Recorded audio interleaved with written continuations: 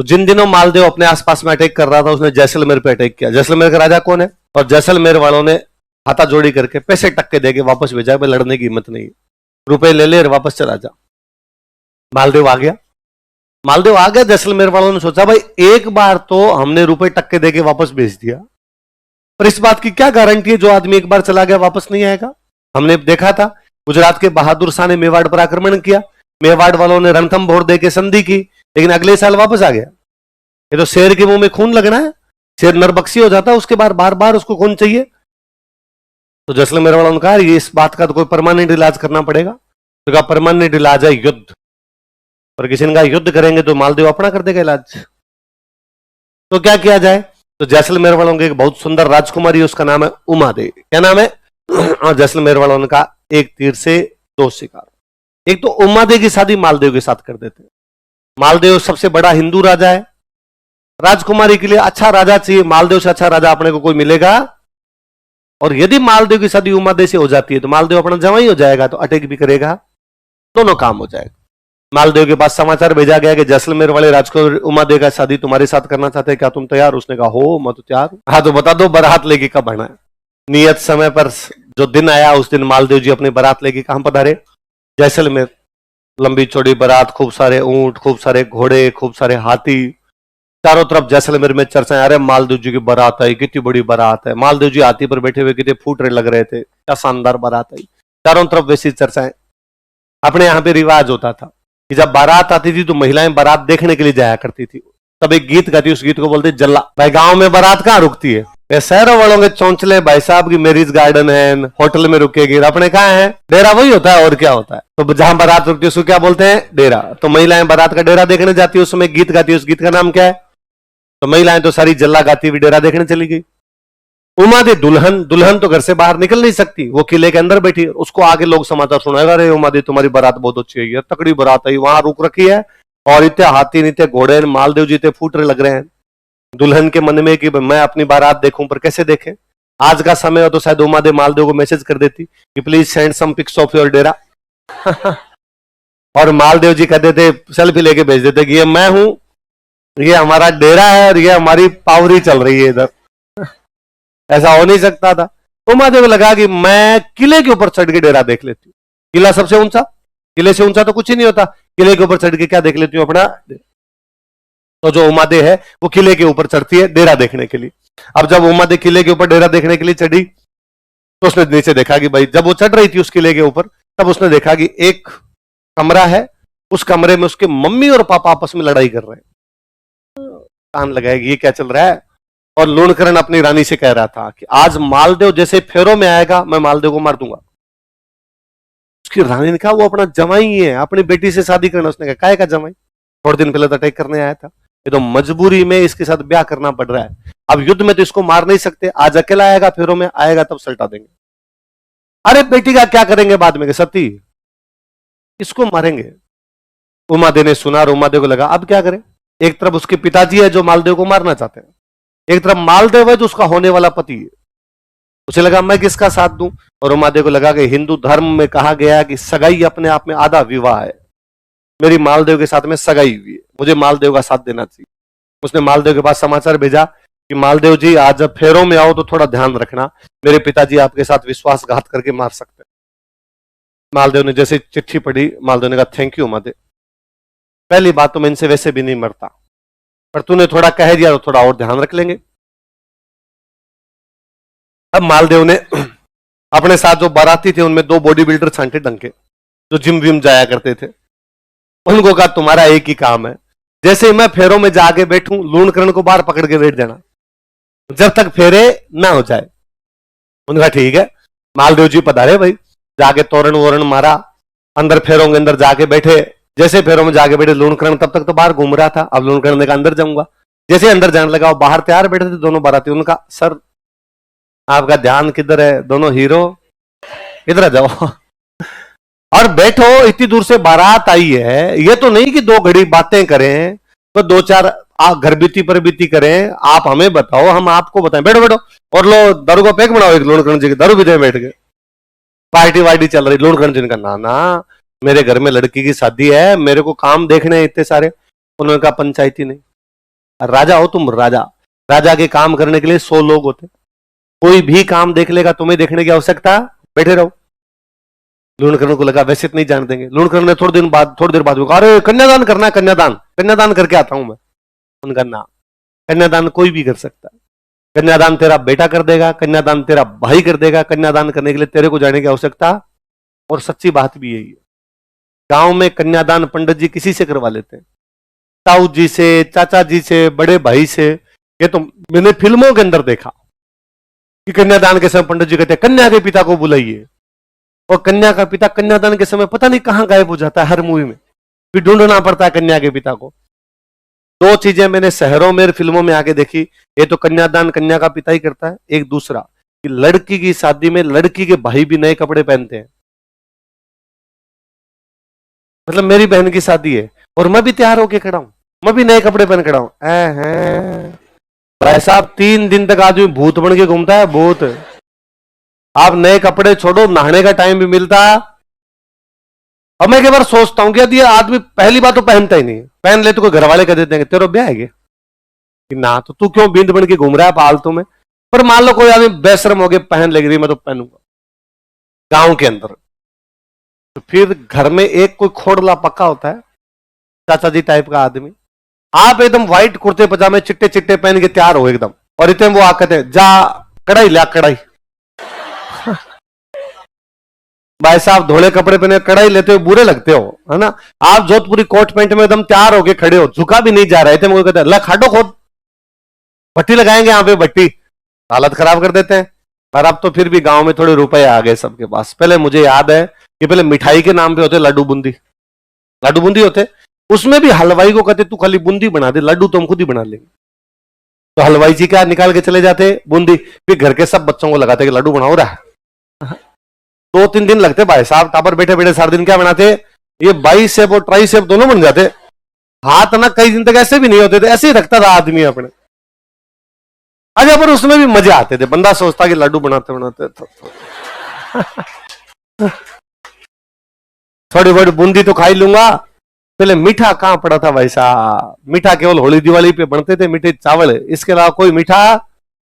अब तुम्हारे वाली पीढ़ी ने आगे जो मौज काटी है ना भाई साहब, है ना, जो एकदम यूं कच्चे काटने शुरू किए हैं तुम लोगों ने, तुम्हें इन बातों को देख लगता है कि oh no how old you are. पर था, आप गांव में जाके पूछो, गांव में इस प्रकार की खूब सारी बातें ऐसे ही हुआ करता था पहले। तो लूणकरण को कुल मिला के उन्होंने अंदर नहीं जाने दिया, तो नहीं जाने, वहीं बिठा के रखा। शादी संपन्न भी, अगले दिन विदाई करने लगे। पहले राजकुमारियों की जब शादी होती तब विदाई में उनके साथ में नौकर चाकर दिए जाते। राजकुमारी वहां जाकर काम थोड़ी करेगी, काम करने के लिए नौकर नौकरानी होनी चाहिए।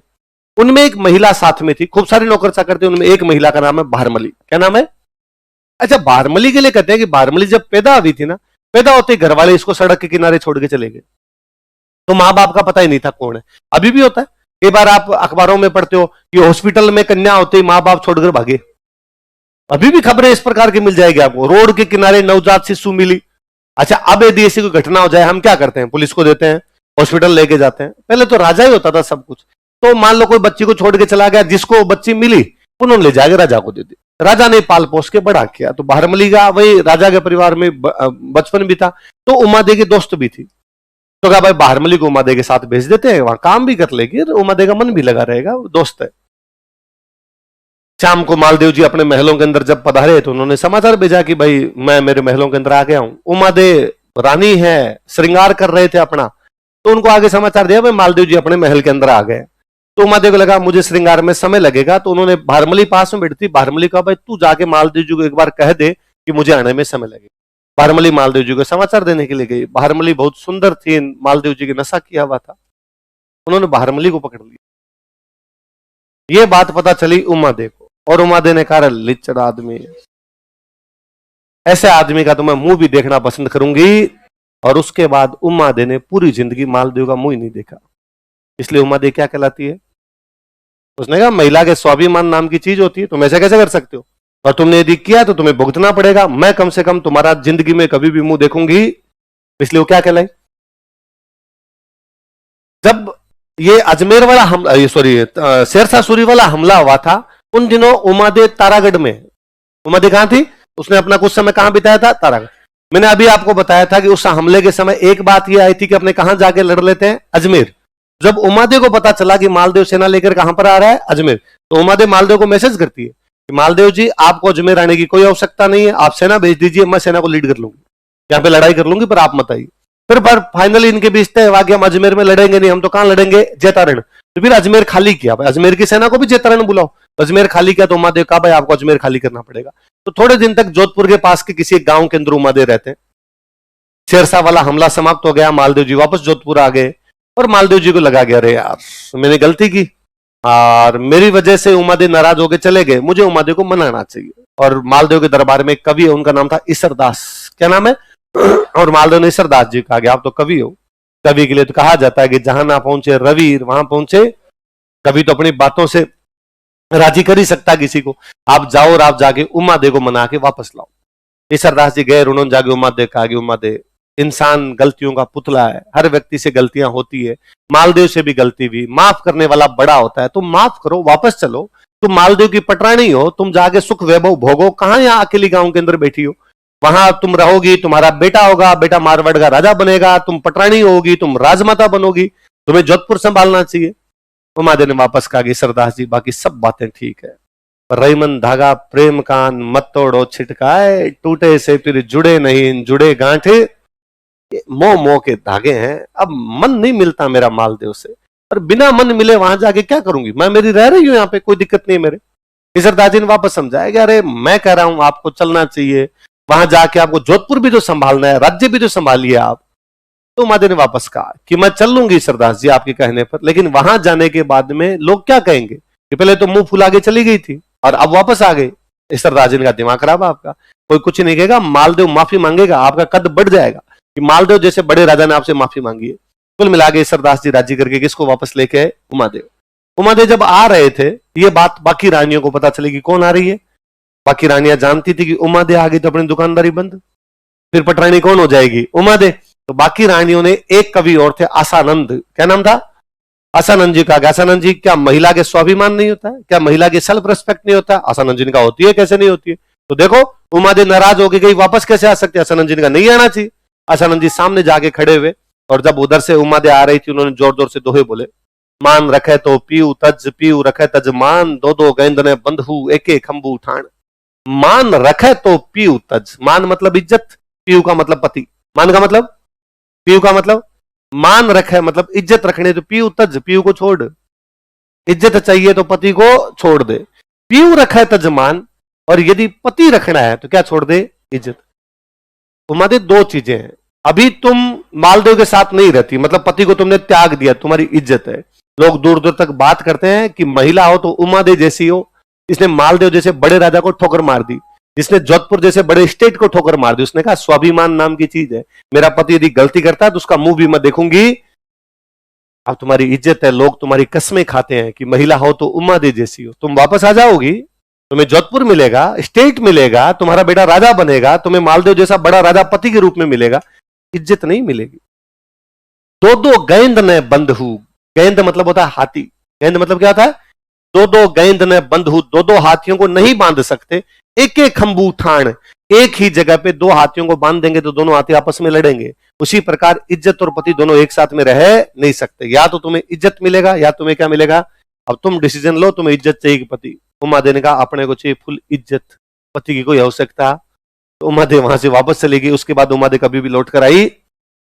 मालदेव के एक और किसी रानी से एक बेटा होता, उस बेटे का नाम था राम सिंह। क्या नाम था?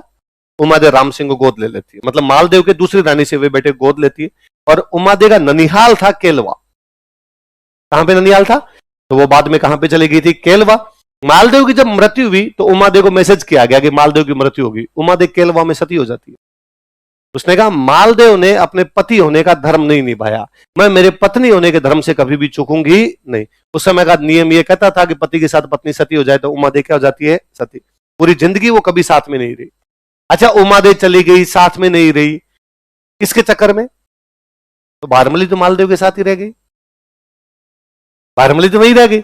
एक दिन जैसलमेर की तरफ बारिश हो, बिजलियां चमके और बारमली एक टक जैसलमेर की तरफ देखे, और मालदेव ने भारमली को पूछा कि तुम्हें जैसलमेर की याद आती है क्या? और भारमली रोई। उसने कहा क्यों याद नहीं आती, मेरा बचपन बीता, मेरा घर है वहां पे, और अब मैं उमादेव वाला एपिसोड हो गया, इस चक्कर में वापस नहीं जा पाती, वरना जैसलमेर वाले क्या कहेंगे कि भाई इसने हमारी बेटी का घर तोड़ दिया और वापस और आ गई यहाँ पे। मालदेव ने कहा कोई कुछ नहीं कहेगा, तू कल जा। तुझे भारमली को जैसलमेर भेजा, लेटर लिख के भेजा जैसलमेर वालों, यदि भारमली को कुछ कह दिया तो देख लेना कौन कहे भाई मालदेव से सबको डर लगे। भारमली वहां चली गई। वहां जो जैसलमेर का राजकुमार था उसके 3 रानियां थी और भारमली बहुत सुंदर थी। वो राजकुमार आसपास चक्कर काटे। उन तीनों रानियों को लगा कि ननंद का घर बर्बाद हुआ, अपने वाला कभी भी हो सकता है। उन तीनों ने आपस में पंचायती की, अब क्या करें इसका, ये तो यहां आके बैठ गई। उन तीनों में से एक रानी बाड़मेर में एक जगह पड़ती है कोटड़ा। कौन सी जगह है? कोटड़ा का एक सामंत था, उसका नाम था बाघ सिंह, इसलिए कहलाया बागा कोटड़िया। क्या कहलाया? बाघ सिंह। बागा और कोटड़ा का था इसलिए क्या हो गया? कोटड़िया। उस बागे कोटड़िया की बहन थी, और बागा कोटड़िया डाकू टाइप का आदमी, दिलदार आदमी, अमीरों को लूट के गरीबों में धन बांटे, रॉबिन हुड एकदम यूं चुलबुल पांडे टाइप का बंदा। उन तीनों रानियों ने बाकी दोनों रानियों ने उस एक रानी को कहा कि तेरा भाई बागा कोटड़िया कुछ ना कुछ इंतजाम कर सकता, उसको बुलाओ। बागे कोटड़िया को बुलाया और उसकी बहन ने कहा कि भैया वैसे तो ऐसी बात आपसे क्या ही बतानी है, पर आपसे कौन चीज छुपी हुई है? ये भारमली हमारी ननद का घर बर्बाद करके आई है, और आपके जीजाजी आजकल इसके आसपास चक्कर काटते हैं, लाइन कभी भी क्रॉस हो सकती है। और बागे कोटड़िया ने कहा दीदी तुम चिंता ही मत करो, कल जब मैं जाऊं तो तिलक निकालने के लिए तुम मताना भारमली को भेज देना। अपने घरों में आज भी रिवाज होता है कि अपने बहन के घर जाते हैं, रवाना होते हैं तो बहन तिलक निकालती है। गांव में कहते हैं सीख देना, क्या देते हैं? घर में मेहमान आया हो तो सीख दी जाए, उसको तिलक वगैरह निकाल के भेजा जाए। अगले दिन बागा सुबह सुबह जल्दी उठा और जाके अपने ऊंट पे बैठ गया। जैसलमेर वालों करे क्या हुआ, चाय वाय तो पी के जाओ, इतनी जल्दी कहां जा रहे हो? अरे नहीं मेरे काम में जा रहा हूं। अरे तो सीख तो लेके जाओ। उसने कहा तो हाँ ऊंट अभी बैठा ही है, मैंने खड़ा नहीं किया है, फटाफट मेरी बहन को जाके को तिलक निकाल दे। उन दोनों बहन भाइयों के आपस में साठ गांठ। अंदर गया, अंदर जाकर वो तुम्हारा भाई जा रहा है, फटाफट उसके तिलक निकालो। और उसने कहा अरे मैं तो नहा नहीं, पहले क्यों नहीं बताया, मेरे तो लुगड़ी किधर गई? भारमली एकदम नहा धोगे टिप टॉप हो गए, तैयार बैठी थी एकदम। उसने कहा भारमली तिलक कित निकालना है, तू निकाल दे। भारमली तिलक वाली थाली लेके गई। जैसे ही बागा के तिलक निकालने लगी, बागा ने भारमली का हाथ पकड़ा, ऊंट पे बिठा लिया और जैसलमेर से लेके कहां पर आ गया? कोटड़ा। जैसलमेर से कोटड़ा आते आते बागा को भारमली से, भारमली को बागा से प्यार हो जाता है।